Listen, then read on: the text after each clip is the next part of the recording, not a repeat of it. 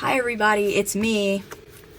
I am going to make a stats video for, I guess, the college acceptance thing. I personally don't really want to make this YouTube channel about like studying and school and stuff. I kind of want to make it more about what I'm doing like day to day, hanging out with my friends. So this will be probably the last video I talk about anything related to like the college process or school or anything like that. I'm gonna try to stay away from that as much as I can, but I know this is gonna help people. So before I start, I just wanted to say that the college process differs from year to year. It's definitely easier some years, harder other years. They look for different things for the student body, and I wouldn't take what I say as like, you need to do this, you need to do this. So that being said, I just wanted to make this video. My hair looks like a little lad. Oh my god. I just wanted to make this video because I know a few people have been commenting that they wanted to see it.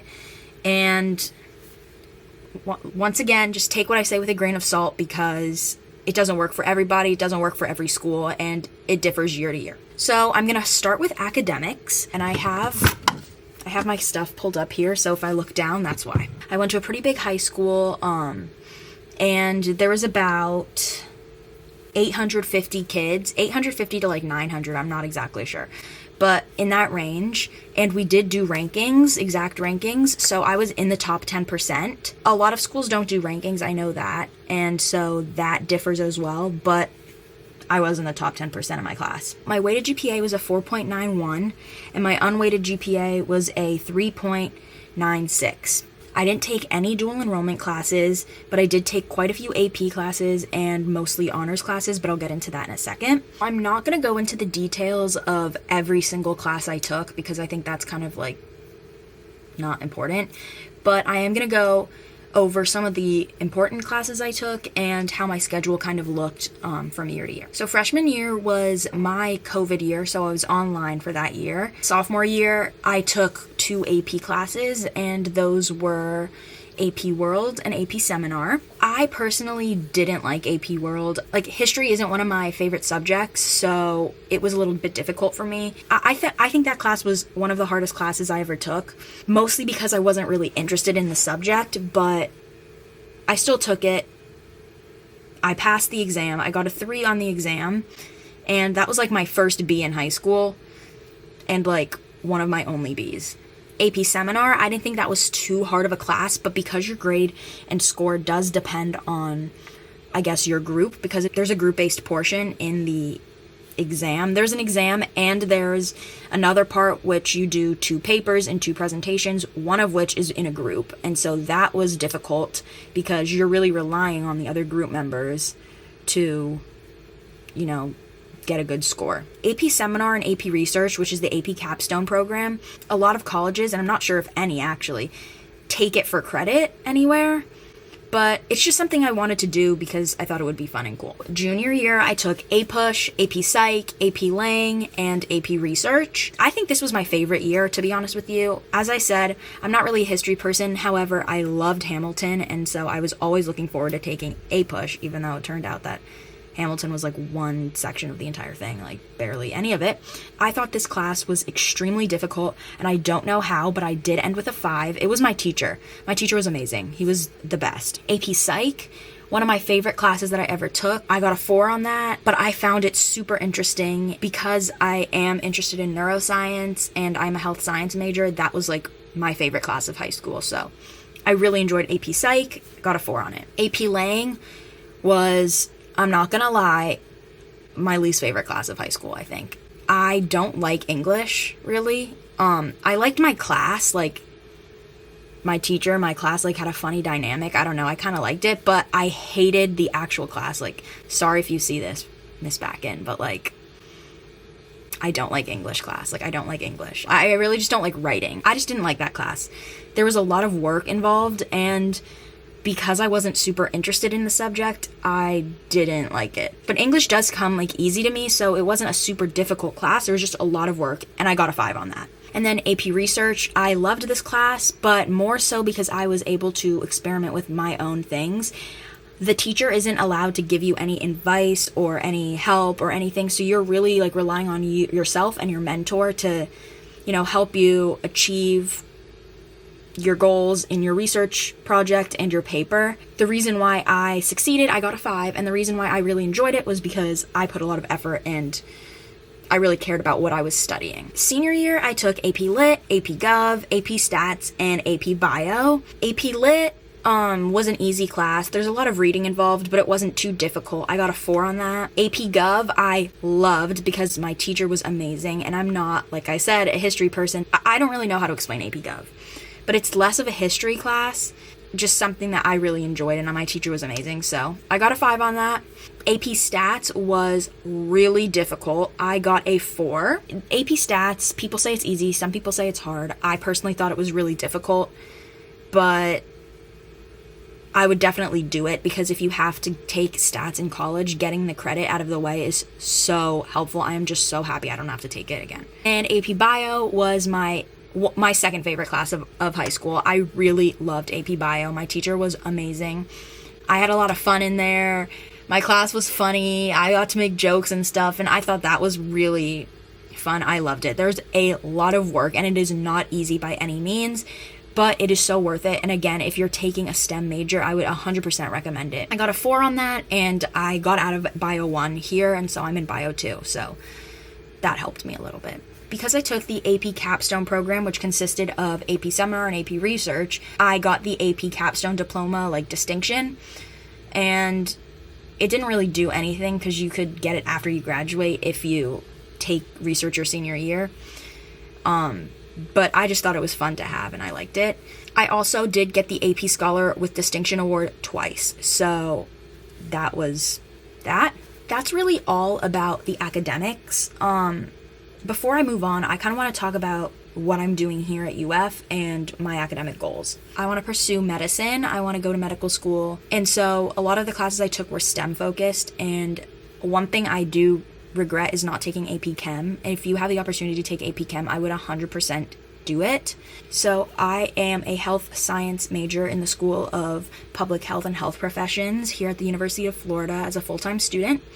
I am in my second semester, so I haven't gotten into too many pre-med classes. A lot of the classes that I needed to take for a general education requirement, I got out of the way with the AP credits. And again, I didn't do any dual enrollment. A lot of my friends did, and I would say to do it if you can, but it's definitely not make or break. I'm going to go now into more of my activities and involvement. So to start, my school did have a requirement for volunteer hours. Because I live in the state of Florida, they have the Bright Futures program, and they also have a requirement for hours if you wanted to get the Bright Futures scholarship, which either pays for 100% or 75% of your tuition if you go in-state to a public school. I did 475 community service hours through various different means. I will explain some of them here. But it's not difficult to find volunteer opportunities in your area. Starting with the academic clubs and activities, I was in orchestra for 3 out of my 4 years in high school. Freshman year, I was just a general member. Sophomore year, I was the librarian, and junior year, I was president of the orchestra. Senior year, I wasn't in orchestra. I decided not to take it because I wanted to take other classes. At my school, they have a peer tutoring program, and you need to be invited by, I guess, a teacher or nominated by a teacher to become a tutor. So I was nominated in 10th and 11th grade by my math teacher to be a math tutor for the younger grades in high school. So I was a algebra and geometry tutor for 10th and 11th grade. From sophomore year to senior year, I was a part of the Science National Honor Society just as a general member. In 11th and 12th grade, because at my school it starts junior year, I was a part of National Honor Society. My school was lucky enough to have a chapter, a really big chapter. Okay, so outside of school, I was a part of BBYO, which was a Jewish youth organization, and in 9th grade, I was a general member. I was vice president 10th grade, and I was president 11th grade. 12th grade, I was just a general member. I also founded my local chapter of Cancer Kids First. My amazing friend Olivia Zhang started the entire organization. She's at Harvard right now, and she is super sweet and amazing, and I was an ambassador in 9th grade, and in 10th grade, my friend and I wanted to start our local chapter of it. So we founded that, and we were co-presidents of our local Cancer Kids First chapter. I was also a team member for a local organization called Three Heartstrings, where we would go to different organizations and different events. We even got to work with Lexi Hidalgo. I'll insert some photos because I think it's pretty cool. We would make bracelets and sell them, and 100% of the profits would go to different charities. So we would do charities of the month, and we would do events for a certain charity. And since the organization has, I guess, existed, they have donated over $300,000 to different charities. And I thought that was a great organization to be a part of, and I really enjoyed all the time I spent with them. And then in 2023, my best friend and I decided to make a podcast called the Pre-Med Pod. It's not active at the moment. We might be coming back soon. However, we learned a lot from that. We worked together, and we learned how to communicate, and we learned how to talk to professionals. We learned how to give interviews, and it was just a really valuable experience. We got to talk to some really, really cool people. And then as far as work experience and internships, I was an intern at a radiology office near me, where I got to shadow the radiologists, learn how to do PET scans, CT scans, read them, send them. That was an amazing experience, and I loved every second of it. I also worked at a nail salon for 1 year over the summer.